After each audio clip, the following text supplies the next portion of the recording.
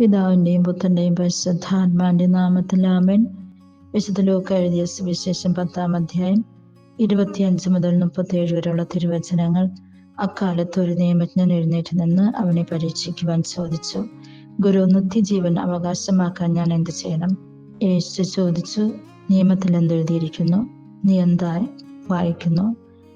അവൻ ഉത്തരം പറഞ്ഞു, നീ നിന്റെ ദൈവമായ കർത്താവിനെ പൂർണ്ണ ഹൃദയത്തോടും പൂർണ്ണ ആത്മാവോടും പൂർണ്ണ ശക്തിയോടും പൂർണ്ണ മനസ്സോടും കൂടി സ്നേഹിക്കണം, നിന്റെ അയൽക്കാരനെ നിന്നെ പോലെയും.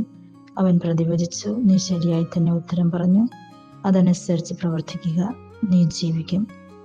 എന്നാൽ അവൻ തന്നെ സാധൂകരിക്കാൻ ആഗ്രഹിച്ച് യേശുവിനോട് ചോദിച്ചു, ആരാണ് എൻ്റെ അയൽക്കാരൻ? യേശു പറഞ്ഞു, ഒരുവൻ ജെറുസലേമിൽ നിന്നും ജെറിക്കോയിലേക്ക് പോവുകയായിരുന്നു. അവൻ കവർച്ചക്കാരുടെ കയ്യിൽ അകപ്പെട്ടു. അവർ അവൻ്റെ വസ്ത്രങ്ങൾ ഉരിഞ്ഞെടുത്ത് അവനെ പ്രഹരിച്ച് അർത്ഥപ്രാണനായി കീട്ട് പോയി കളഞ്ഞു. ഒരു പുരോഹിതൻ ആ വഴിയെ വന്നു അവനെ കണ്ട് മറുവശത്തോടു കൂടി കടന്നുപോയി.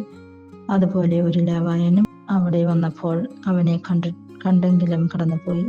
എന്നാൽ ഒരു സമരിയാക്കാരൻ യാത്രാമധ്യേ അവൻ കിടന്ന സ്ഥലത്ത് വന്ന് അവനെ കണ്ട് മനസ്സലിഞ്ഞ് അടുത്തു ചെന്ന് എണ്ണയും വീഞ്ഞും ഒഴിച്ച് അവൻ്റെ മുറിവുകൾ വച്ചുകെട്ടി തൻ്റെ കഴുതയുടെ പുറത്ത് കയറ്റി ഒരു സത്രത്തിൽ കൊണ്ടുചെന്ന് പരിചരിച്ചു.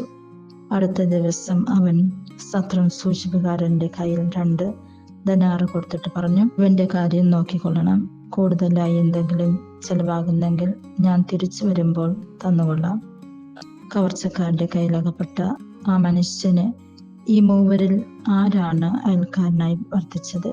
അവനോട് കരുണ കാണിച്ചവനെന്ന് ആ നിയമജ്ഞൻ പറഞ്ഞു. യേശു പറഞ്ഞു, നീയും പോയി അതുപോലെ ചെയ്യുക.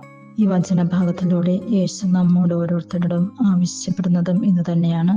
ദൈവത്തെ നമ്മൾ പൂർണ്ണ മനസ്സോടും പൂർണ്ണ ഹൃദയത്തോടും പൂർണ്ണ ആത്മാവോടും പൂർണ്ണ ശക്തിയോടും കൂടി സ്നേഹിക്കുന്നതിനും നമ്മുടെ ആവശ്യക്കാരെ നമ്മൾ സഹായിക്കുന്നതിനും അവരോട് കരുണ കാണിക്കുന്നതിനും വേണ്ടി തന്നെ അതിന് നമ്മൾക്ക് കുറച്ച് ത്യാഗങ്ങൾ സഹിക്കേണ്ടി വരും. നമ്മുടേതായിട്ടുള്ള സ്വാർത്ഥ താല്പര്യങ്ങൾ നമ്മൾ മാറ്റിവെക്കേണ്ടി വരും. നമ്മുടെ സമയം നൽകേണ്ടി വരും. നമ്മുടെ സമ്പത്ത് നൽകേണ്ടി വരും. നമ്മുടെ ആ സന്തോഷം ചിലപ്പോൾ മാറ്റിവെക്കേണ്ടി വരും. അങ്ങനെ മറ്റുള്ളവർക്ക് സന്തോഷം നൽകുന്നതിന് വേണ്ടി, മറ്റുള്ളവരെ പരിചരിക്കുന്നതിന് വേണ്ടി ദൈവത്തെ മറ്റുള്ളവരിൽ കണ്ടുകൊണ്ട്, സഹിക്കുന്നവരിൽ കണ്ടുകൊണ്ട്, അവശ്യരിൽ കണ്ടുകൊണ്ട് സഹായിക്കുന്നതിൽ നമ്മൾക്ക് പ്രയത്നിക്കാം.